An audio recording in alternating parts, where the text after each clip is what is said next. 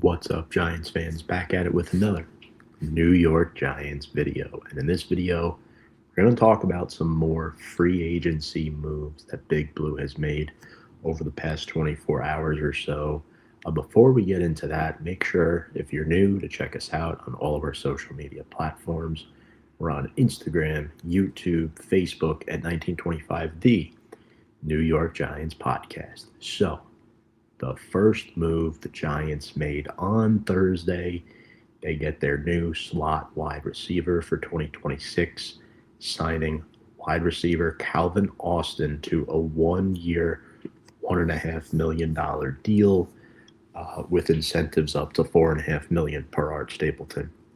Primarily a slot guy. He's 26. He's built a lot like Wandale, 5'9", a lot thinner, though, at around 165 pounds, so he's paper thin.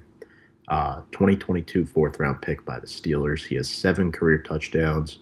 And if you're looking at the touchdowns Wandale scored on his rookie deal, it's pretty similar.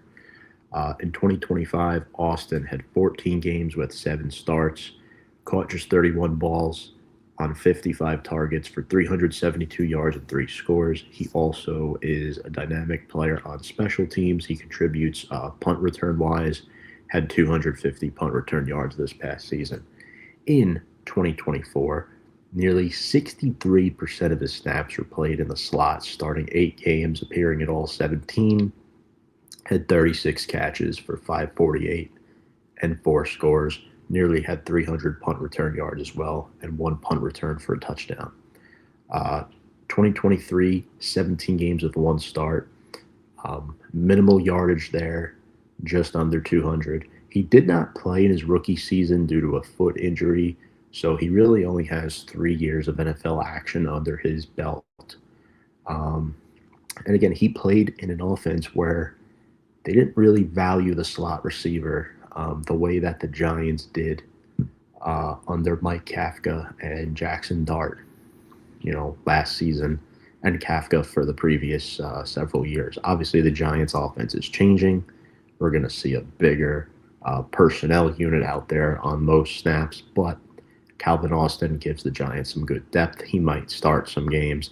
His yak was a lot smaller than Wandale Robinson's. He is not as good as Wandale. However, you're getting him for so much cheaper, right? Tennessee signed Wandale for 4 years, $78 million, and Calvin Austin is getting a 1-year prove-it deal. Essentially, this is awesome work by John Harbaugh and Don Aponte. Here is the one advantage that Austin does have over Wandale Robinson, and that is average depth of target. His average depth of target was consistently deeper than Wandale's. A lot of it was scheme-based for Wandale, why he was limited there. But turning the page to Austin, he's got good speed and quick release, which creates a lot more room for yak opportunity. So I think there's a good chance he may end 2026 with more receiving yards than Darius Slayton. I think him likely and Malik will probably be, and Theo, the top 4 in receiving yards this next season, if I had to take an early gamble on that. Other news, the Giants bring back Aaron Stinnie, veteran guard on a 1-year deal. Will be entering his 3rd year with the team now, brings value at both guard spots. We're not sure yet if the Giants will re-sign Greg Van Roten. He is still available. What does this say about Marcus Bowe? I don't know. I think the Giants are just trying to get as much depth as possible in case they're not necessarily in love with the prospect amongst the offensive line on day 2 or day 3 of the NFL draft. I still do think that the interior O-line will be addressed come this year's draft, but it's good that the Giants are bringing back veterans so that there is not this glaring hole. I think they got to bring GVR back as well. So we'll see. Stinnie's a quality backup. He's not a starter, even though he did start for a couple of years in Tampa Bay, some games, but not mad to have him back. One guy I love that he's back is safety Jason Pinnock, signing to a 1-year, Veterans salary benefit deal at $1.2 million. Really, really good value here. 46 career starts. He played 3 years with the Giants from 2022 to 24. Spent last year with San Francisco. Um, 37 starts with Big Blue over 3 years, 268 career tackles. And one thing that I really missed from Pinnock last season when he was out west was his blitzing ability. You didn't really see that with Dane Belton or Javon Holland. Now Pinnock is coming back to a very, very different football team than he was before he departed last year. New defensive coordinator in Denard Wilson, new head coach in John Harbaugh, new personnel in the secondary with Javon Holland, Paulson, and Debo. So, a lot of these guys weren't here when Pinnock was last, but I think he will fulfill the Dane Belton role. Belton got like a $6 million deal with the Jets. I think Pinnock is the better player than Belton, and the Giants are getting him for nearly $5 million cheaper. Now, what will happen with the Giants? Well, you have Holland and you have Newman, both underperformed last year. Pinnock is being brought back to push those two. He has starting ability, and the two other safeties know that. They also signed Ardarius Washington, so there's a lot of depth in the safety room. Now, last year with the 49ers, Pinnock won the starting safety job at a training camp, but got benched in week 6. It definitely hurt him a little bit, self-esteem-wise, just 41 tackles last season. But with the Giants in 24, had 85 stops, 4 TFLs, and 3 sacks.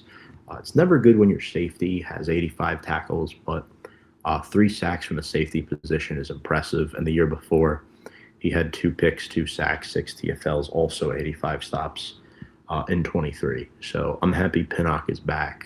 That's a really underrated signing for the Giants. And also, they added another safety. They now have 5 safeties on this roster. Elijah Campbell gets signed to a 1-year deal. 30 years old, 5'11", 200, played, I think, 5 years with Miami and 1 year with the Jets. Last year, 10 games, 5 tackles, and he started 3 career games, 1 in each of 23, 22, and 24. So he is a special teams back end of the roster guy. If he does make a 53, he's probably a healthy scratch on most days, but this is a depth signing and a camp body, good experience.